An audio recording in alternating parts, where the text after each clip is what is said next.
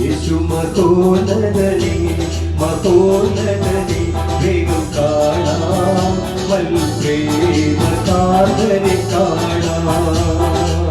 സുന്ദരരൂപനെ ഞാൻ വിവേകമതി, വേഗം കാണാം വൽപ്രേമകാതരെ കാണാം.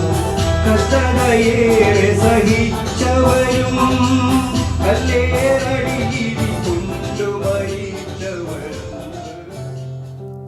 ദൈവനാമത്തിന് മഹത്വമുണ്ടാകട്ടെ.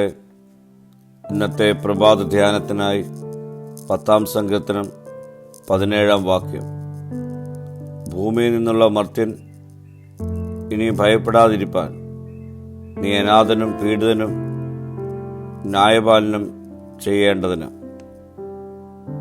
ദൈവം ദൂരത്ത് നിൽക്കുന്നു, തങ്ങളുടെ കഷ്ടകാലത്ത് മറിഞ്ഞിരിക്കുന്നു, സഹായിപ്പാൻ ആരുമില്ല എന്ന് പറഞ്ഞ് ആരംഭിച്ച സങ്കീർത്തനം അവസാനിപ്പിക്കുവാൻ തുടങ്ങുമ്പോൾ തൻ്റെ പ്രാർത്ഥന ദൈവം കേട്ടിരിക്കുന്നു. അവൻ തൻ്റെ പ്രാർത്ഥനയ്ക്ക് മറുപടി അയക്കുവാൻ പോകുന്നു എന്നുള്ള ഉറപ്പിലേക്കാണ് സങ്കീർത്തനക്കാരൻ എത്തുന്നത്. യഹോവ തൻ്റെ പ്രാർത്ഥന കേൾക്കുന്ന ദൈവമാണെന്നും തൻ്റെ പ്രാർത്ഥനയ്ക്ക് മറുപടി അയച്ചിരിക്കുന്നു എന്നുള്ള ബോധ്യത്തിലേക്ക് സങ്കീർത്തനക്കാരനെത്തുമ്പോൾ ഭൂമിയിലുള്ള മനുഷ്യൻ ഭയപ്പെടാതിരിക്കുവാൻ ദൈവം അനാഥനും പീഡിതനും ന്യായപാലനം ചെയ്യുന്നതിനുമാണെന്ന് ഈ വാക്യത്തിലൂടെ സങ്കീർത്തനക്കാരൻ വ്യക്തമാക്കുന്നു. പ്രിയ സ്നേഹിതരെ, ദുഷ്ടൻ അനാഥരെയും സാധുക്കളെയും പീഡിപ്പിക്കുമ്പോൾ ദൈവം എവിടെയെന്ന് ചിന്തിച്ചു പോകാം.